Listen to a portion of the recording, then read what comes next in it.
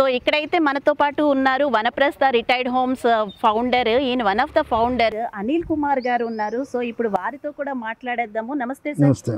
Sir చెప్పండి, ముందుగా అసలు మీ గురించి చెప్పండి. ఈ రిటైర్మెంట్ హోమ్స్కి రాకముందు అసలు మీరు ఏం చేసేవారు? నేను రిటైర్మెంట్ రాకముందు నాకు ఇండస్ట్రీ ఉండేదండి, ఓకే మెకానికల్ ఇండస్ట్రీ అనమాట. ఇంజనీరింగ్ దాన్ని క్లోజ్ చేసి అంత బాగోలేదు, అది నాకు పెద్దగా మన కంఫర్ట్ లేదన్నమాట. అది వద్దని ఈ ఫీల్డ్కి వచ్చామంట. ఈయన అడిగారు మమ్మల్ని అప్పుడు, ఆ టైంలో అడిగినప్పుడు సరే పెడదాము అని స్టార్ట్ చేసామన్నమాట. ఇంకొక మాట ఏంటంటే ఇక్కడ నా ఫైనాన్షియల్గా పెద్ద ప్రాబ్లమ్స్ ఏం లేవు.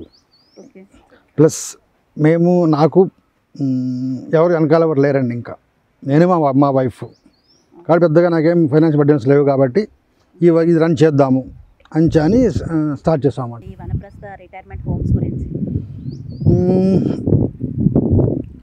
పెద్ద ఇబ్బంది ఏమి లేదు మాకు, బాగానే ఉంది. కిచెన్లో కూడా ప్రాబ్లమ్స్ ఏమి ఉండవు. వాళ్ళ ఫుడ్ వరకు అయితే నేను పర్సనల్గా చూసుకుంటా. కిచెన్ వరకు నాకు అది ఇంట్రెస్ట్. నా ఫస్ట్ నుంచి కొంచెం కిచెన్ అంటే ఇంట్రెస్ట్. మా ఇంట్లో కూడా నేనే కొంచెం చేసి పెడతా. మా మిస్సెస్ ఎంప్లాయీ, నేను మ్యాక్సిమం ఆమెకి నేను వర్క్ చేసి పెడతామన్నమాట. ఎలా అనిపిస్తుంది సార్? అంటే ఇంతమంది పేరెంట్స్ ఉన్నారు. సో ఇప్పుడున్న వాళ్ళల్లో అయితే చెప్పాలంటే ఇంట్లో తల్లిదండ్రులను చూసుకోవడానికి కూడా భారంగా ఫీల్ అవుతున్నారు. అలాంటిది మీరందరూ కలిసి ఇంతమంది అమ్మల్ని నాన్నల్ని చూస్తున్నారంటే ఎలా ఉంది ఆ అనుభూతి? ఒకసారి మాతో పంచుకోండి. సాటిస్ఫాక్షన్ ఉందండి, ఇక్కడ వర్క్ సాటిస్ఫాక్షన్ అయితే ఉంది. డబ్బులన్నీ సెకండరీ అండి ఇక్కడ.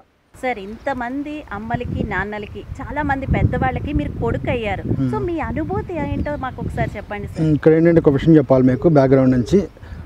నేను 10 months అప్పుడు మా ఫాదర్ చనిపోయారు. నాకు మా ఫాదర్ వాళ్ళు తెలియదు నాకు అసలు. అంటే నాకు అసలు ఏమాత్రం ఐడియా లేదు ఆయన అంటే. 10 నెలలకు ఏముంటుంది మీకు తెలుసు. తర్వాత మా అమ్మాయి మేము నలుగురం. మా అమ్మాయి మమ్మల్ని కష్టపడి పెంచింది అన్నమాట. అదేంటో నాకు తెలుసు, ఇది అమ్మ వాల్యూ ఏంటి అనేది. దాని గురించి దీనికి ఓకే అన్నమాట. అంటే మీ అమ్మగారిని ఇక్కడ ఉన్న అమ్మలందరిలోని చూసుకోవాలనుకున్నారు, అలాగే మీరు అడుగు వేశారు.